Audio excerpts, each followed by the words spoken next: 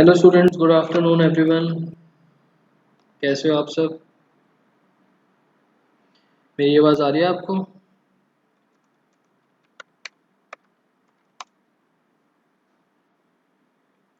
Side में chat section में आप लिख के बता सकते हो आवाज़ एंड वीडियो क्लियर है या नहीं मेरी।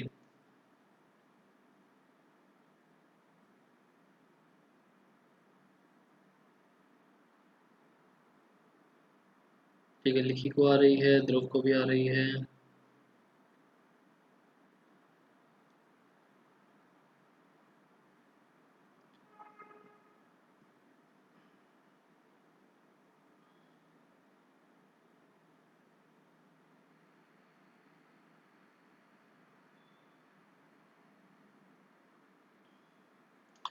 अच्छा, ये बताओ अब किस किस ने होमवर्क करा एंड क्या क्या डाउट्स है।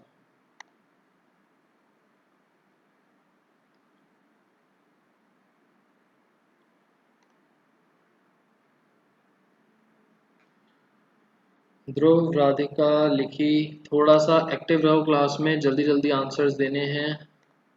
सिर्फ खाली बैठने से कुछ नहीं होगा। ये रहा होमवर्क, बताओ।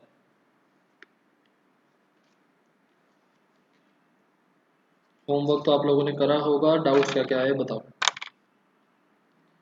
देखिए, नो डाउट्स।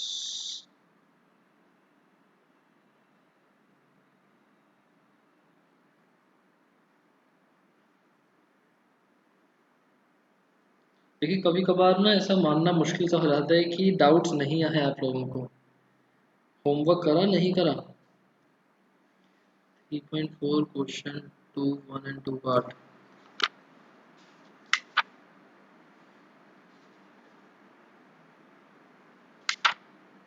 3.4 का क्वेश्चन नंबर 2 का फर्स्ट एंड सेकंड।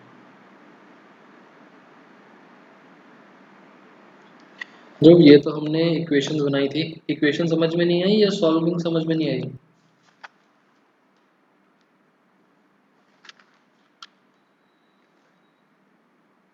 लो,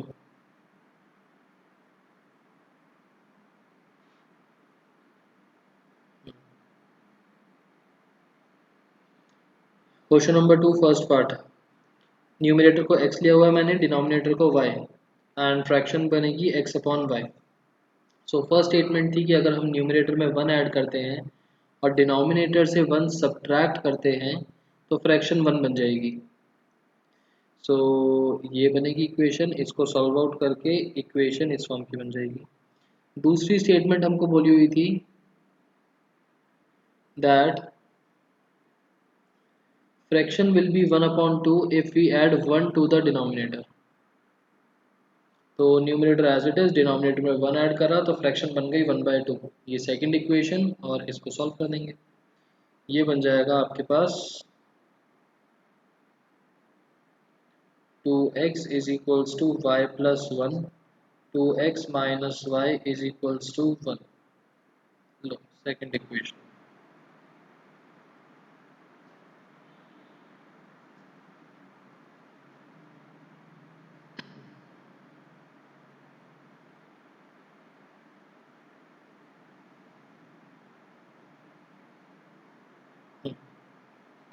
उसके बाद सेकंड पार्ट में बोला है कि 5 years ago Noori was thrice as old as Sonu, 10 years later Noori will be twice as old as Sonu, how old are Noori and Sonu. तो नूरी एंड सोनू के बारे में बात हो रही है। सो इस क्वेश्चन में मैंने नूरी की एज को x लिया, सोनू की एज को y लिया। फर्स्ट इक्वेशन 5 years अगो के बारे में, मतलब दोनों 5-5 साल जब पहले थे, मतलब नूरी is x-5, Sonu is y-5।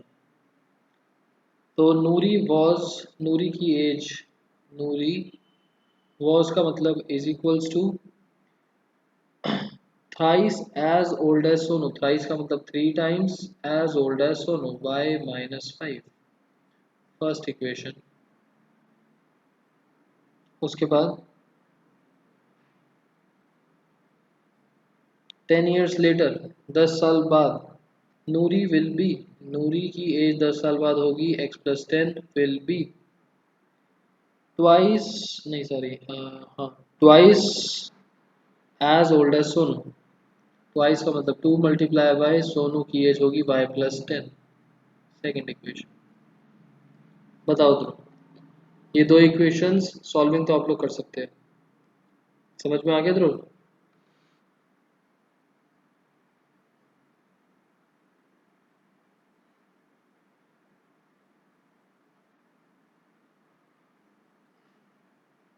ध्रुव जल्दी बताओ, आ गया समझ? उत्कर्ष 3.5 क्वेश्चन 1 पार्ट 3।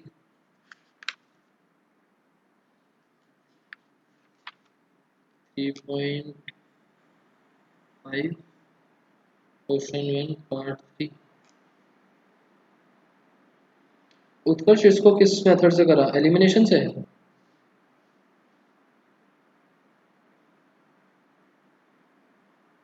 अच्छा,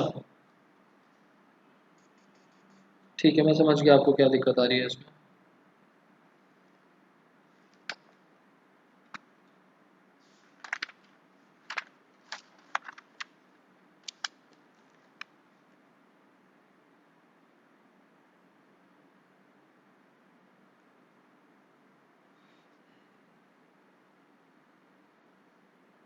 हमारे पास एक इक्वेशन है 3x minus 5y is equals to 20, 6x minus 10y is equals to 40।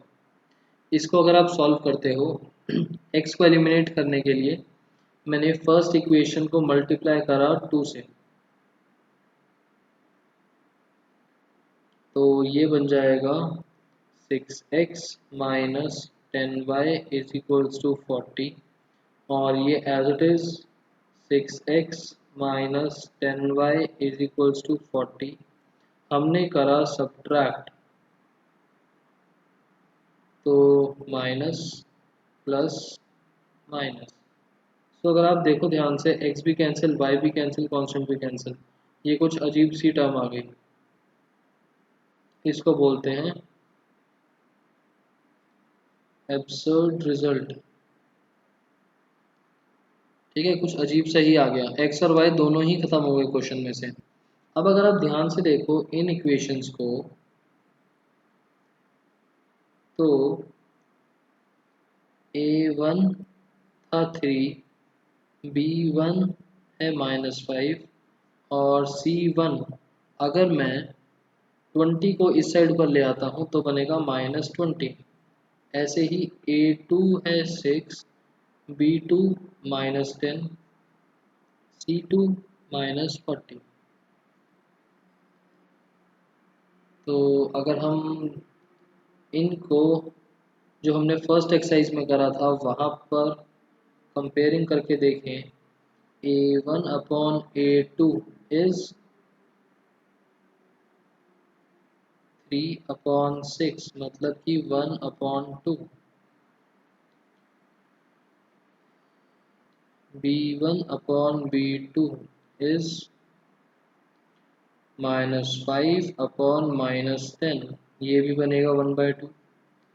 And c1 upon c2 -20/-40, ये भी बनेगा 1/2। तो आंसर क्या बना? a1 upon a2 is equals to b1 upon b2 is equals to c1 upon c2, and these lines are called coincident lines.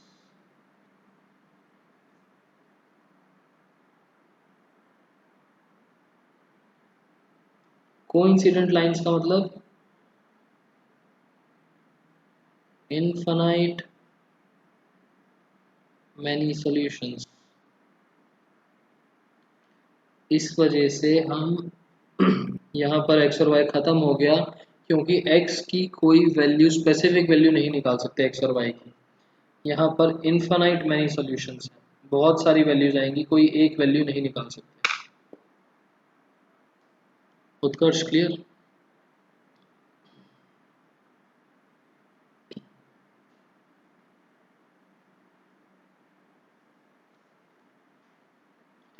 By chance अगर आपके पास कभी ऐसा क्वेश्चन आ जाए तो ऐसे क्वेश्चन के लिए आप रेशोज़ कंपेयर करोगे और रेशोज़ कंपेयर करने के बाद जो भी केस बन रहा होगा या तो पैरेलल लाइंस का बनेगा या कोइंसिडेंट लाइंस का बनेगा।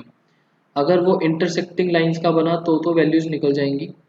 बट अगर देखो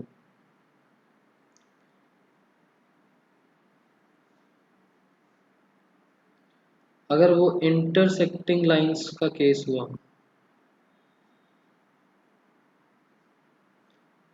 तो specific values of x and y मिल जाएगा। बट अगर पैरेलल लाइंस हुई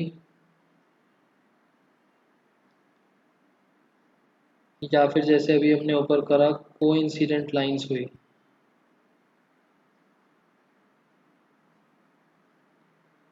तो हमको absurd रिजल्ट्स मिलेंगे and we have to take the help of ratios of coefficients।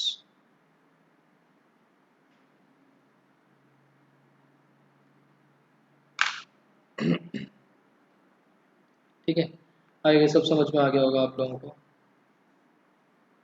बताओ, इंटरसेक्टिंग लाइंस वाला केस है तो स्पेसिफिक वैल्यूज मिल जाएंगी किसी भी मेथड से करो। बट अगर इन दोनों में से कोई केस है तो एब्सर्ड रिजल्ट, जैसे ऊपर हमको एब्सर्ड रिजल्ट मिला तो हम रेशोज निकालेंगे कोएफिशिएंट्स की और बोलेंगे कि पैरेलल लाइंस का केस है या कोइंसिडेंट लाइंस का केस है। चल सकते हैं आगे।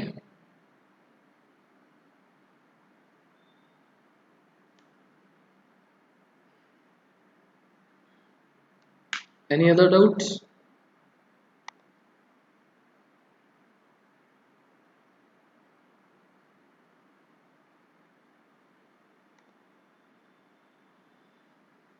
Any other doubt? Dhruv, Utkarsh, Likhi, Radhika, अभिषेक? नो, ठीक है। नेक्स्ट मेथड कौन सा बचा हमारे पास बताओ। एक लास्ट मेथड बचा है, लास्ट मेथड कौन सा है?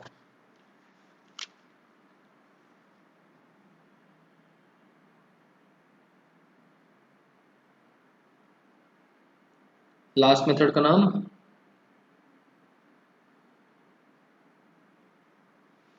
याद है किसी को?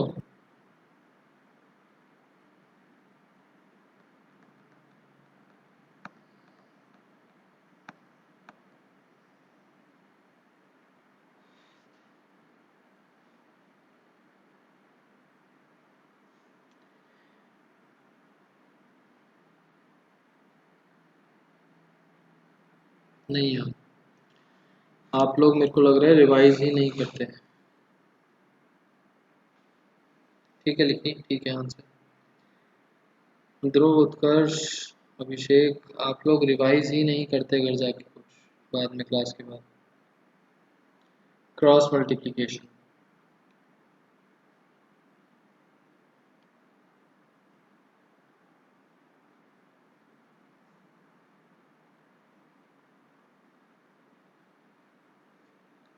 यहाँ पर हम क्या करते हैं, हम दोनों इक्वेशंस को इज इक्वल्स टू ज़ीरो वाली फॉर्म में लिखते हैं। a1x plus b1y plus c1 is equals to zero. a2x plus b2y plus c2 is equals to zero. First equation, second equation.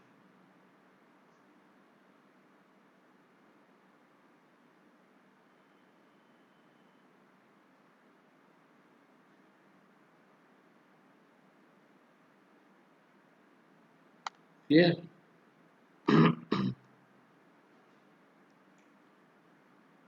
ना हमारे पास एक फॉर्मूला है x की वैल्यू फाइंड आउट करने के लिए।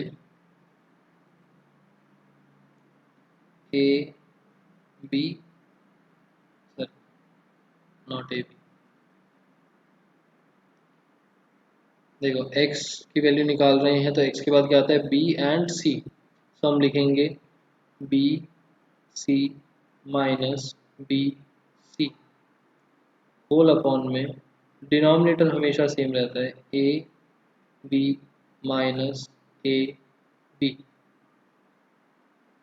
और अगर मुझे y निकालना है तो ये बनेगा, अच्छा अभी कंप्लीट नहीं हुआ, कर रहा हूँ कंप्लीट। y के बाद क्या आएगा, c, और c के बाद वापस से a,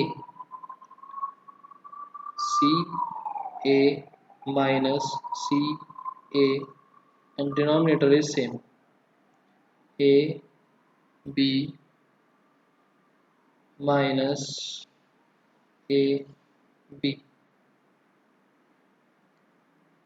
अब हम कैसे लिखते हैं यहाँ पर कि अलग अलग हो जाएं, 1 2 2 1 1 2 2 1 1 2 2 1 1 2 2 1। These two are the formulas.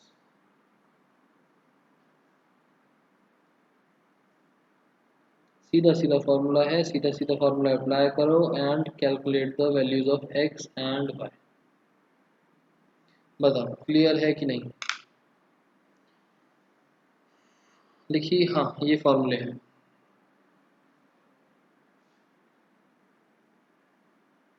सीधा फार्मूला अप्लाई करना है एंड सीधा आपको वैल्यूज मिल जाएंगी x और y की।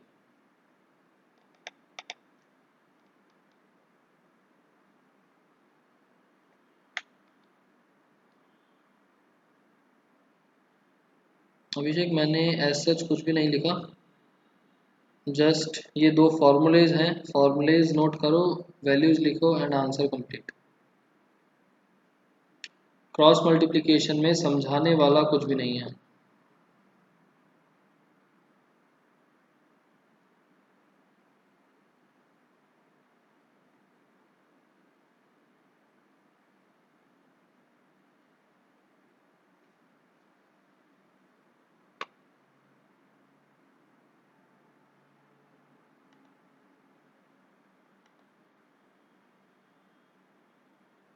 चले आगे।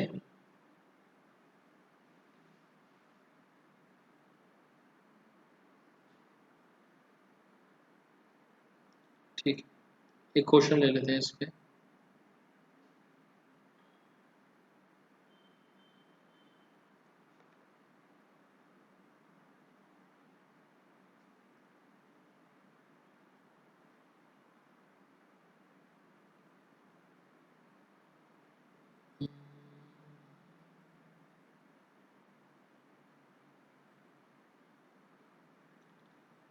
x minus 3y minus 7 is equals to 0। 3x minus 3y is equals to 15। जल्दी से मुझे बताओ a1 b1 और c1 की values, a2 b2 and c2 की वैल्यूज। ये आप लोग बताओ, उसके आगे सॉल्विंग मैं कर दूंगा। मैं फॉर्मूला लिख देता हूँ, x is equals to b1 c2 minus b2 c1 upon a1 b2 minus a2 b1।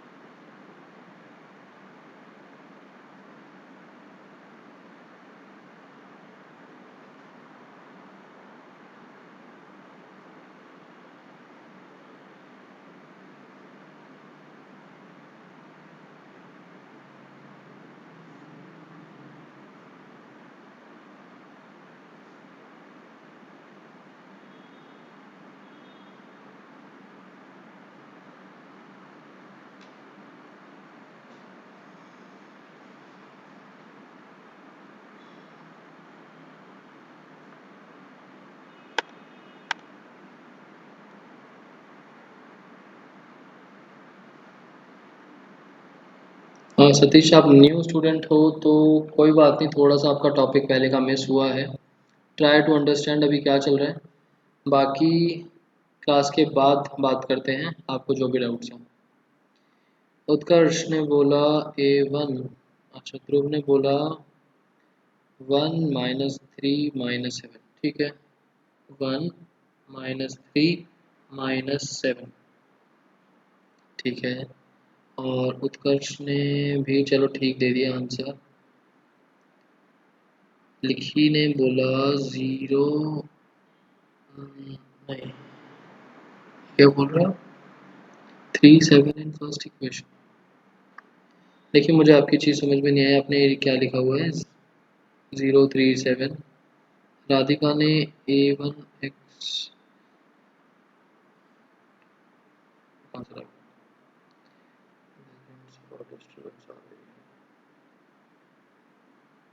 जो मेरे बैकग्राउंड से डिस्टरबेंस आ रही है, यहाँ पर तो एसी चल रहा है, बस बैकग्राउंड में कुछ साउंड ही नहीं है।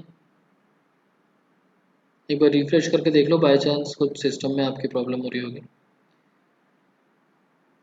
देखिए ठीक है, -3 - 7। ध्रुव ने बताया A2 B2 C2 की वैल्यूज़ 3 - 3 एंड -15, बिल्कुल ठीक। 3 - 3 एंड इसको इस साइड पर लाके वैल्यू लिखेंगे, दैट इज -15, ठीक है। नाउ अगर हम वैल्यू पुट करते हैं तो क्या बनेगा, x is equals to B1 into C2, मतलब -3 into -15 minus B2 into C1 -3 into -7 -3 into -7 A1 into B2 1 into -3 -3 into -3। जल्दी से x की वैल्यू सॉल्व करके बताओ, ऐसे ही y is equals to -7 into 3 -15 into 1 upon 1 into -3 into -3। Solve करके बताओ x और y की क्या क्या वैल्यूज बनेंगी।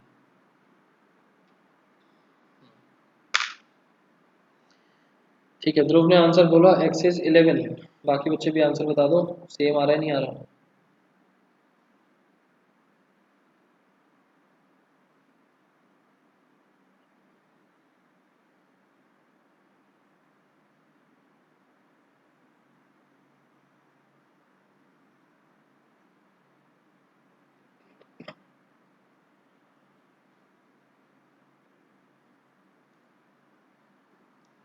ध्रुव x इज इक्वल्स टू 11 तो थोड़ा सा गलत लग रहा है मुझे, चेक करके देखो।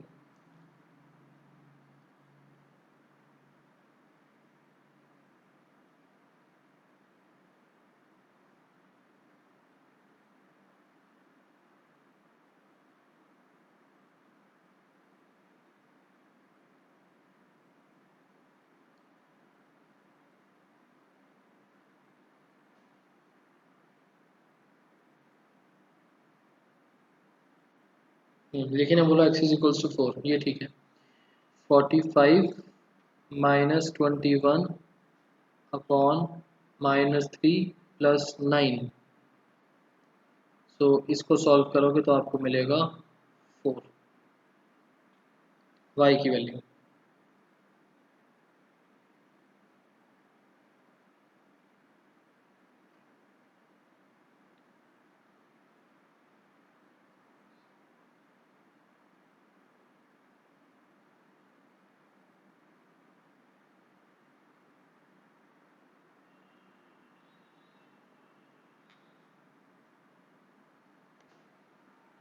दोबारा से दिखा देता हूँ आपको पूरा क्वेश्चन, देखो। क्वेश्चन था k की वैल्यू निकालो such that these two lines has no solutions. तो हमने नो सॉल्यूशंस का मतलब निकाला, इंटरसेक्टिंग लाइंस होती है और इंटरसेक्टिंग लाइंस में ये रेशियो होती है that a1 upon a2 is not equals to b1 upon b2। So हमने A1 निकाला, A2 निकाला, B1 निकाला, B2 निकाला, इस रेशो के हिसाब से लिखा। ये देखो रेशोज लिखी और as linear equations has no solutions, तो हमने लिखा A1 upon A2 not equals to B1 upon B2। उसको हम सॉल्व करते रहे। हमने सबसे पहले क्रॉस मल्टीप्लाई करा, ये ब्रैकेट्स ओपन हुए, 2k को इस साइड भेजा, -3 को दूसरी साइड भेजा, तो हमको मिला k not equals to 2। That means k की वैल्यू अगर 2 नहीं है तो linear equation has no solutions, but if k is equals to 2 linear equation has solutions. So for any value other than 2, not equals to का मतलब any value other than 2, these linear equations will be having no solutions। चलें आगे।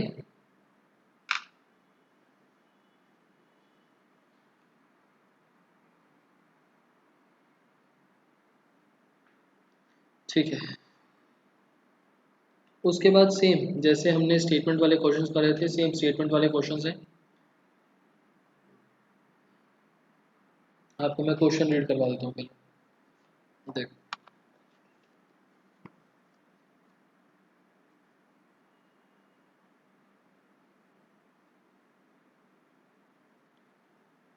अब part of monthly hostel charges हमने एक library का question करा इस तरीके से, और एक टैक्सी वाला क्वेश्चन करा सेम। देखो, find the fixed charges and cost of food per day. Question ध्यान में आया?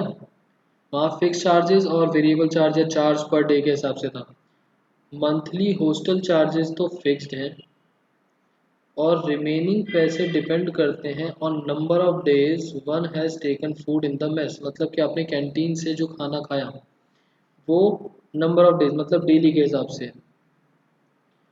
When a student takes food for 20 days she has to pay ₹1000। Monthly hostel charges तो फिक्स्ड हैं और खाने के उसने 20 डेज लिए तो ₹1000 पे करे टोटल एज हॉस्टल चार्जेस। जबकि एक स्टूडेंट भी था जिसने सिर्फ 26 डेज खाना खाया और उसने 1180 हॉस्टल चार्जेस पे करे। ठीक है, सो फिक्स चार्जेस को हम ले लेंगे x और cost of food per day को हम ले लेंगे y।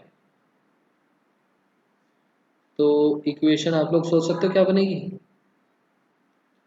Fix charges plus number of days जितना खाना खाया और एक दिन के रुपए is equals to hostel charges. बताओ, फर्स्ट क्वेश्चन समझ में आया? फिक्स चार्जेस प्लस जितने दिन खाना खाया इनटू उसके एक दिन के रुपए, टोटल मिला के टोटल हॉस्टल चार्जेस। दोनों इक्वेशंस बना लोगे?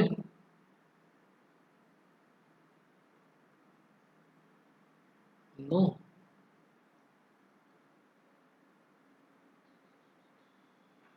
चलो रजिस्टर पर करके देख लेंगे। सेकंड, ये वाला तो आप लोग अपने आप ही करोगे, ये मैं नहीं करवाऊंगा।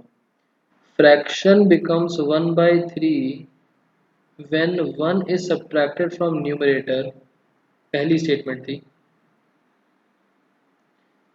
डिनोमिनेटर के साथ कुछ नहीं करा बट न्यूमरेटर में से 1 को सब्ट्रैक्ट कर देंगे तो फ्रैक्शन बिकम्स 1/3 एंड फ्रैक्शन बन जाएगी 1/4 अगर हमने 8 को ऐड करा डिनोमिनेटर में। यहाँ पर न्यूमरेटर के साथ कुछ नहीं करा। तो फाइंड द फ्रैक्शन मतलब कि हमें निकालना है x अपॉन y। ये तो कर लोगे अपने आप, ये तो लास्ट एक्सरसाइज में भी था।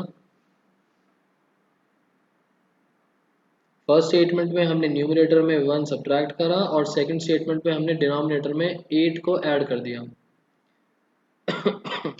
ठीक है, थर्ड सबसे last statement, how many questions were there in the test. Number of questions.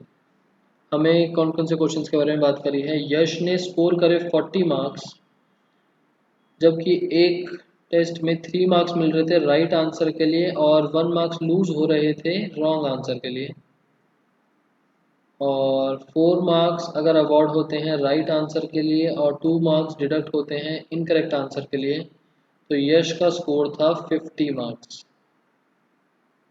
तो नंबर ऑफ क्वेश्चंस मतलब कि नंबर ऑफ क्वेश्चंस का मतलब राइट प्लस रॉन्ग, दोनों क्वेश्चंस को ऐड कर देंगे तो टोटल क्वेश्चंस आ जाएंगे। इसको भी करके देखेंगे। पार्ट नंबर 4 इम्पॉर्टेंट है और पार्ट नंबर 5 भी थोड़ा सा इम्पोर्टेंट बोल सकते हैं। पार्ट नंबर 4 बहुत इम्पोर्टेंट है।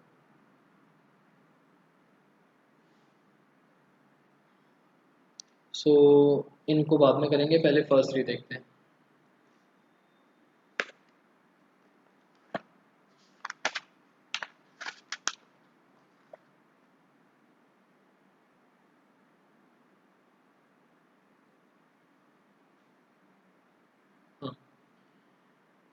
एक्सरसाइज नंबर 3.5 आंसर आंसर कौन सा है ये, फोर्थ का फर्स्ट। फर्स्ट पार्ट में आपको बोला कि हॉस्टल चार्जेस हैं।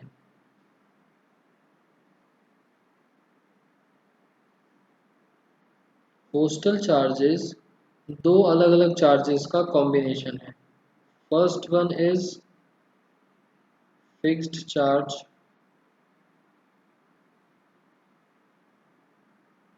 जिसको मैंने बोला x, and second one is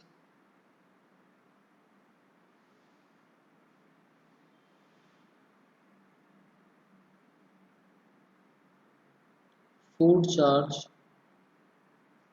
per day के हिसाब से जो लगता है, इसको मैंने बोला y। ठीक है, रुपीज़ x रुपीज़ y। तो मतलब क्या हुआ कि मानो आप लोगों ने 10 डेज खाना लिया, एग्जाम्पल,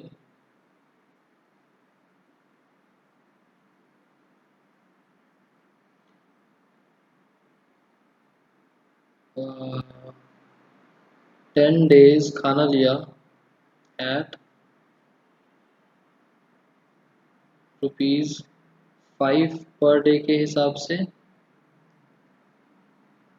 और मंथली रेंट कितना है, ₹300। तो 10 डेज अगर आप रुकते हो तो बताओ आपने कितने रुपीस पे करे, टोटल एक्सपेंस कितना हुआ आप लोगों का,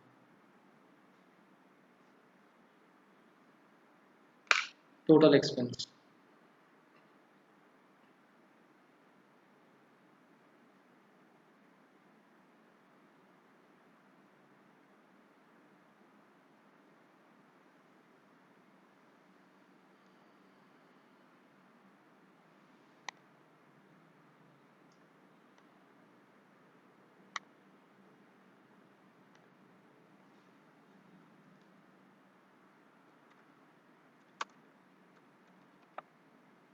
टोटल एक्सपेंस पहला ऑप्शन 300, दूसरा ऑप्शन 305, तीसरा ऑप्शन 350, चौथा ऑप्शन 400 एंड फिफ्थ ऑप्शन 1510, और एक ऑप्शन और है नन ऑफ द अबव। बताओ।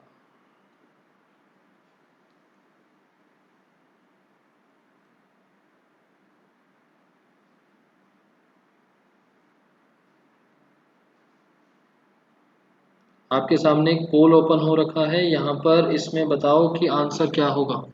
सबके आंसर चाहिए मुझे। 2 मिनट्स का टाइम है आप लोगों के पास, जल्दी से बताओ। रजिस्टर का पेज भी है सामने, जल्दी से बताओ।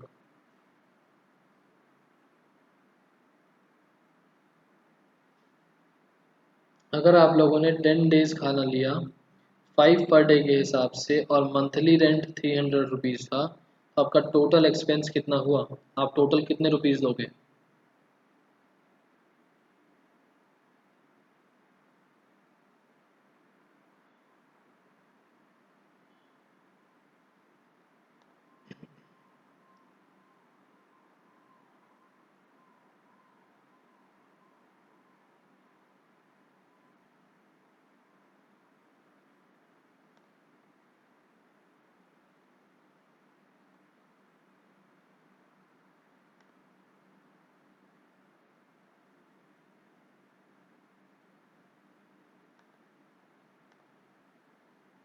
ठीक है, मेरे पास 3 रिस्पॉन्सेज आए हैं और 4 रिस्पॉन्सेज आ गए। सब ने बोला है 350। ठीक है, आई एज्यूम सबको समझ में आ गया। हमने दिए टोटल 350 रुपीज़। निकाला कैसे? फिक्स चार्ज जो मंथली रेंट था प्लस जितने दिन हमने खाना लिया और एक दिन के चार्जेस। ठीक है ना? सो हॉस्टल चार्जेस कितने बनेंगे? हॉस्टल चार्जेस विल बी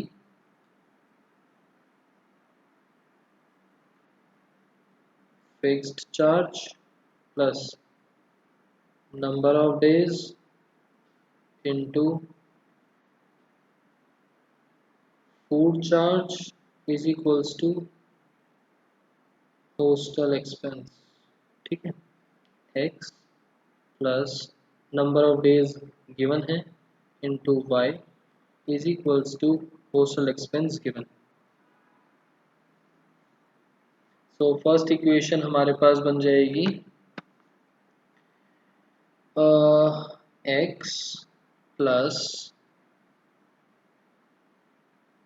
हमने जो ए पर्सन है उसने 20 डेज फूड लिया, बाई रुपीज़ के हिसाब से पे करा और टोटल उसने 1000 रुपीज़ पे कर दिए।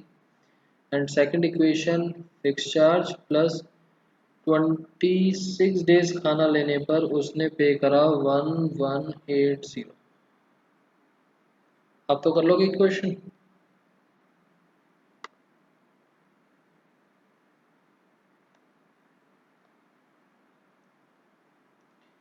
सेकंड पार्ट,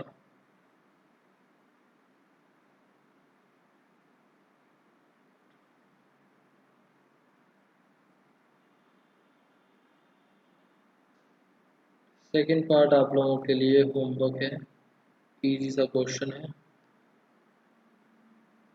लिख देता हूँ, numerator is x and denominator is y। तो फ्रैक्शन बनेगी x upon y। Okay, and third third ध्यान से देखना, करेक्ट क्वेश्चंस के बारे में बात हो रही है, उसको हमने लिया x। इनकरेक्ट क्वेश्चंस या रॉन्ग क्वेश्चंस के बारे में बात हो रही है, उसको हमने लिया y। टोटल क्वेश्चंस कितने बने?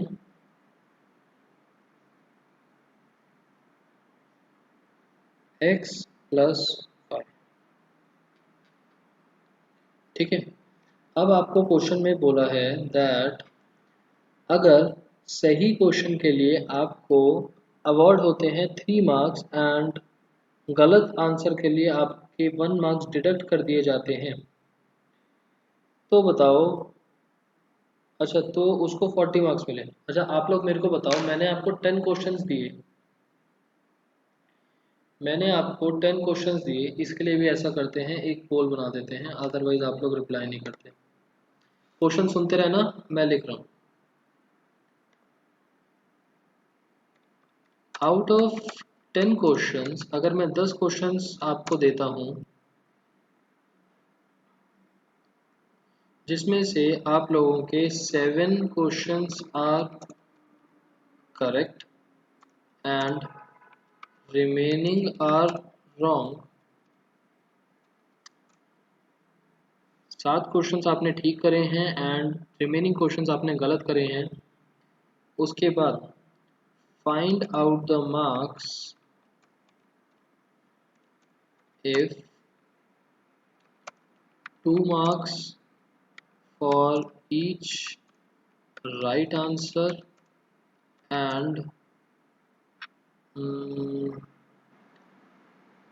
minus 1 marks for each wrong answer।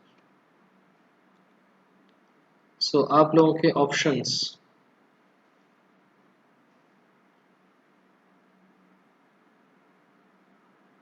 14, 13, 12, 11, 10 बताओ। ये रहा क्वेश्चन। आपके पास 10 क्वेश्चंस हैं जिसमें से 7 are correct and remaining questions are wrong. अगर आपको 2 मार्क्स मिलते हैं राइट आंसर के लिए और -1 डिडक्ट होते हैं, मतलब -1 मार्क्स मिलते हैं फॉर ईच रॉन्ग आंसर, तो आपके कितने मार्क्स बनेंगे?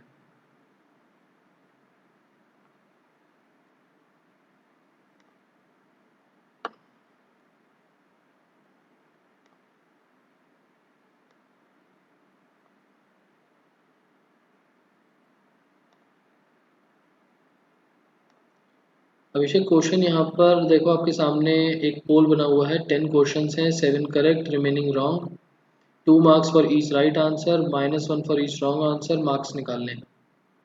Take the correct option. मेरे पास सिर्फ 3 रिस्पॉन्सेज आए हैं, जल्दी से दे दो आंसर्स। 4 आ गए हैं, 5 आंसर्स आ गए, ठीक है। सो आई गेस सबने ठीक आंसर्स दिए हैं। Answer is 11। 7 मार्क्स, 7 ठीक है, मतलब 7 इंटू 14 और -1 फॉर 3 आंसर्स मतलब -3। सो यहाँ पर भी हमारे पास सेम कंसेप्ट है। देखो यहाँ पर भी हमारे पास सेम ही कंसेप्ट है।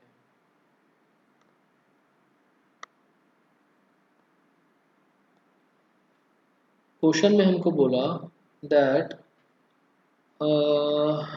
सही आंसर्स कितने हैं पता नहीं, तो हमने x ले लिया। गलत आंसर्स कितने हैं पता नहीं, तो हमने y ले लिया। बट हमको 3 मार्क्स मिल रहे हैं राइट आंसर के लिए, मतलब 3x, और 1 मार्क्स लूज कर रहे हैं फॉर रॉन्ग आंसर। तो माइनस करेंगे हम 1 मार्क्स फॉर रॉन्ग आंसर्स और टोटल हमको मिले 40 मार्क्स। सेकंड स्टेटमेंट में बोला कि अगर हमें हर राइट आंसर के लिए 4 मार्क्स मिलते हैं और हर गलत आंसर के लिए 2 मार्क्स मिलते हैं, डिडक्ट होते हैं, तो मुझे मार्क्स मिले 50। बताओ, क्लियर क्वेश्चन। हमें x और y निकाल के ये निकालना है, total x plus y. Total number of questions कितने हैं? चल सकते हैं आगे?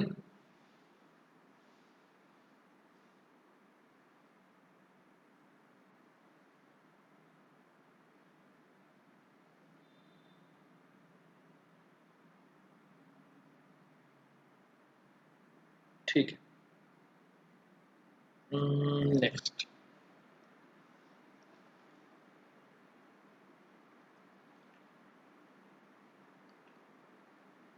फोर्थ पार्ट से पहले हम करेंगे फिफ्थ पार्ट। फिफ्थ पार्ट के अंदर हमको बोला है that area of rectangle gets reduced by 9 square units if the length is. अच्छा, एरिया और रेक्टेंगल के बारे में बात हो रही है। सो रेक्टेंगल के बारे में बात हो रही है एंड उसमें भी एरिया। एरिया का मतलब लेंथ इनटू ब्रेड्थ। तो अगर मैं लेंथ को लेता हूँ x और ब्रेड्थ को लेता हूँ y, तो एरिया कितना बन गया? एरिया इज x इंटू y. Clear?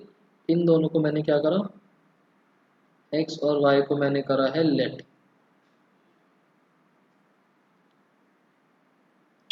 Now area of rectangle gets reduced by statement. Area gets reduced by 9 square units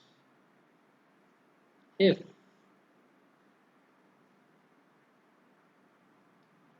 length is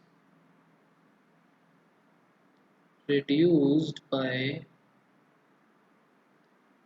5 units and breadth मतलब y is increased by 3 units। तो इसका मतलब area जो है वो कम हो गया। कम होने का मतलब माइनस, बाय बाय का मतलब मैंने कल आप लोगों को बताया था, टू का मतलब होता है उस लेवल पर पहुंच गया, बाय का मतलब माइनस। रिड्यूस्ड बाय 9 मतलब कि एरिया को हमने 9 से कम कर दिया। कम कब होगा? Is equals to if length is reduced by 5, length जो है वो रिड्यूस हुई 5 से, मल्टीप्लाई बाय ब्रेड्थ के साथ क्या हुआ है, ब्रेड्थ जो है वो इंक्रीज मतलब कि प्लस हो गई है 3 से, +3। जिसको ये स्टेटमेंट से इक्वेशन समझ नहीं आई पूछ लेना। तो सॉल्व करेंगे, x y minus 9 is equals to brackets open, x को मल्टीप्लाई करा y+3 से, -5 को मल्टीप्लाई करा y+3 से, x y minus 9 is equals to x y plus 3x minus 5y minus 15, x y से x y cancel, -9 is equals to 3x minus 5y minus 15 को भेजा उस साइड, तो 3x minus 5y is equals to 6। बताओ, ये बन गई आपकी पहली इक्वेशन। बताओ, आई होप सबको समझ में आ गया। सेकंड स्टेटमेंट में उसने बोला that if we increase,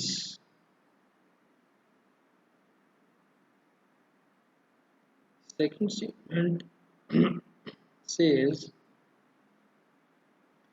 if we increase, if increase the length का मतलब x by 3 units and breadth by 2 units, area increases by 67 square units। Increase यहाँ पर कुछ नहीं बोला बट एंड लगा के कंटिन्यू करा है, तो यहाँ पर भी इंक्रीज है और यहाँ पर भी इंक्रीज है। ध्यान रखना यहाँ पर बाय बोला हुआ है, बाय बाय बाय। अगर ये होता इंक्रीजेस टू 67, अभी बताता हूँ क्या होगा। एरिया जो है 67 से बढ़ गया, मतलब x y plus 67 is equals to length जो है वो भी 3 से बढ़ गई और ब्रेड्थ भी 2 से बढ़ गई। ये रही आपकी इक्वेशन नंबर 2। अगर यहाँ पर होता इंक्रीजेज टू 67 स्क्वायर यूनिट्स, तो हम ये ना लिखने की जगह सिर्फ 67 लिखते हैं कि एरिया 67 बन गया। क्लियर? अगर इस स्टेटमेंट में बाय होने की जगह 2 होता तो हम क्या लिखते, 67 बन गया, लेंथ भी 3 बन गई और ब्रेड्थ भी 2 बन गई। प्लस वाला कंसेप्ट ना आता, डायरेक्ट वैल्यूज आ जाती। ठीक है, फिलहाल के लिए हम ये नहीं लिखते, फिलहाल क्वेश्चन में ये चीज़ नहीं आई। डिफरेंस समझ में आया? और फर्स्ट और सेकंड इक्वेशन तो आप लोग सॉल्व कर ही सकते हो। बताओ,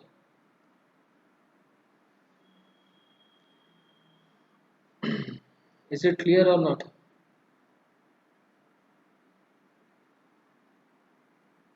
ठीक है, लिखी को समझ में आ गया। बाकी स्टूडेंट्स, पार्ट नंबर 4 हम नेक्स्ट क्लास में करेंगे, आज के लिए टाइम नहीं बचा, थोड़ा सा टिपिकल भी है, नेक्स्ट क्लास की कवरेज में हो। आप लोगों का होमवर्क, किसी को कुछ डाउट है तो अभी पूछ सकता है। आप लोगों का homework exercise 3.5 all questions,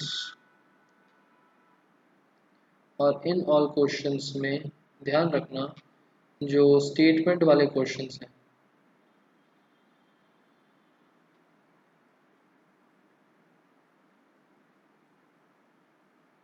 with all three methods, आपको तीनों मेथड से करने हैं, सब्स्टिट्यूशन, एलिमिनेशन, क्रॉस मल्टीप्लिकेशन, तीनों मेथड से करने हैं।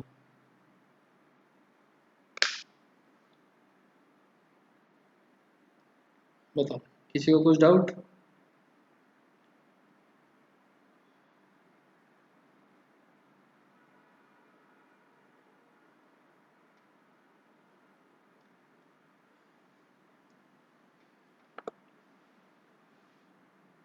ठीक है, लिखी को नो डाउट।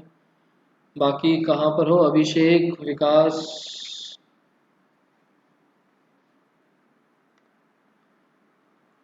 अभिषेक आप 3.3 3.4 भी कर सकते हो। एक्चुअली वो एक्सरसाइजेस पहले मैं होमवर्क में दे चुका, आपने नहीं करी तो कर सकते हो। फिलहाल के लिए 3.5 आज का होमवर्क है, पुराना जितना बचा है वो सब भी आपको करना है।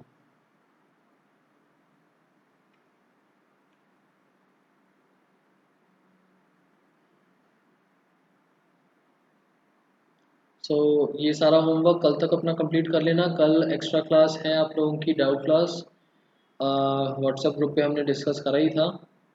सो ये इस एक्सरसाइज के जितने डाउट्स होंगे, टेस्ट की डिस्कशन जो होगी वो सारा कुछ वहाँ पर डिस्कस होगा। क्लियर? चलो किसी को कुछ डाउट है तो अभी आप लोग पूछ सकते हो, मैं बैठा हूँ 2-4 मिनट यहाँ पर। अदरवाइज आज की क्लास ओवर, बाय।